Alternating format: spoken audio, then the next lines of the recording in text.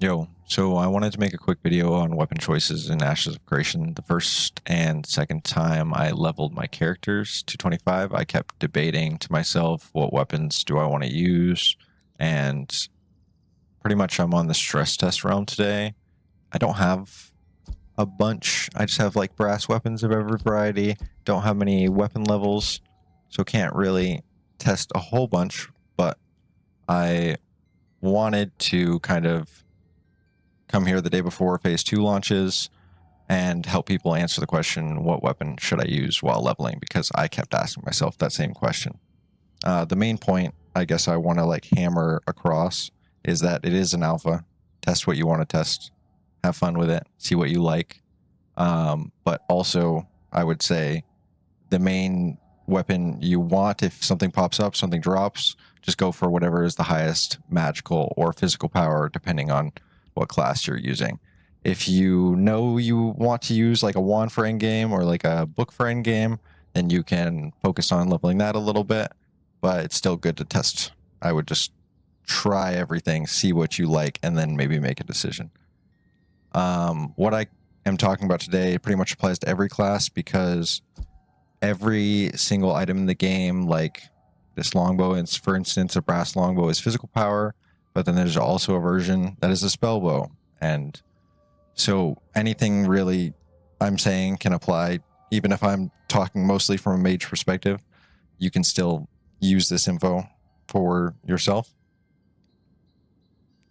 I think a good point that I like to, I guess, compare is like a book to a brass wand. And the finisher for the book is an AoE. So after 3 hits, you are going to proc a finisher and then it will hit multiple targets. It's very good for AoE.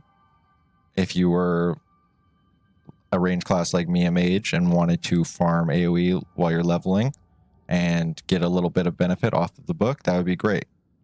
If you wanted to focus more on single target, a wand or a bow would be more of a style that you might like to play for.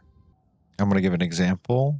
The wand, for instance, has a finisher that is a beam after every 5 attacks, and some people do not like this finisher because its animation locks you for a second. So maybe if you didn't like that style, you would want to go for like a book, or maybe you would want to go for a longbow or a shortbow as your ranged weapon.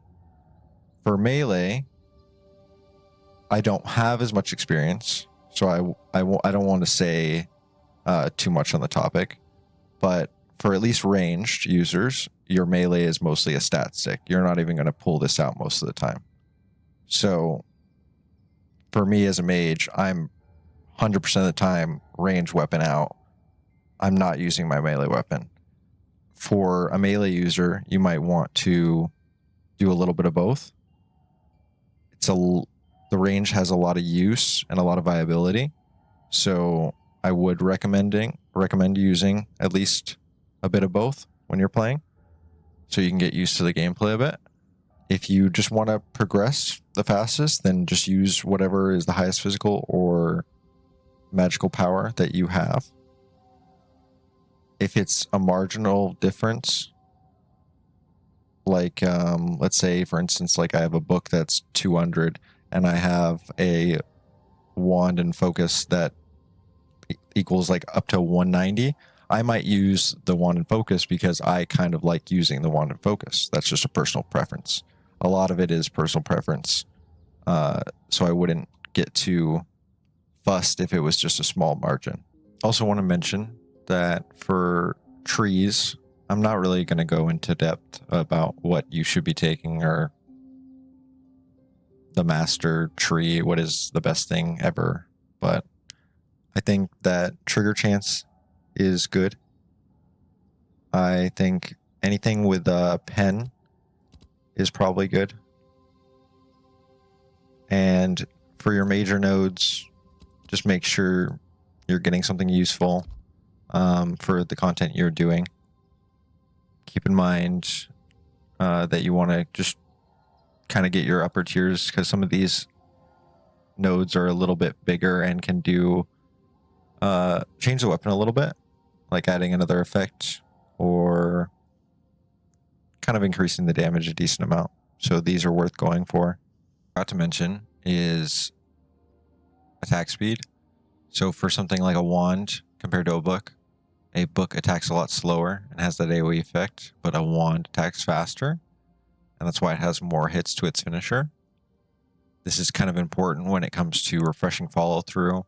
Same thing when it comes to a short bow versus a long bow. The short bow is going to attack a lot quicker, so it's going to proc its finisher more. If you want to get refreshing follow through, you probably do, no matter what, honestly, when you're leveling. This is going to help you a lot with mana. And if you ever run out of mana, if you're having issues with not having a bard, then you just auto with this and you will get some mana back. Thank you. Appreciate you guys. I'll leave the video with just showing some of the auto basic attacks for different weapons that I had here. Peace.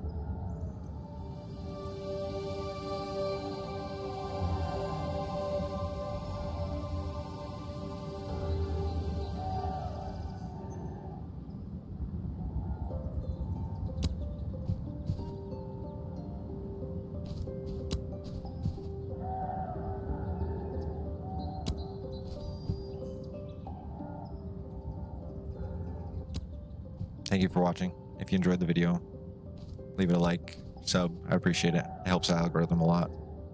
Go watch the mage montage, making more Ashes content, at least mage highlights once in a while.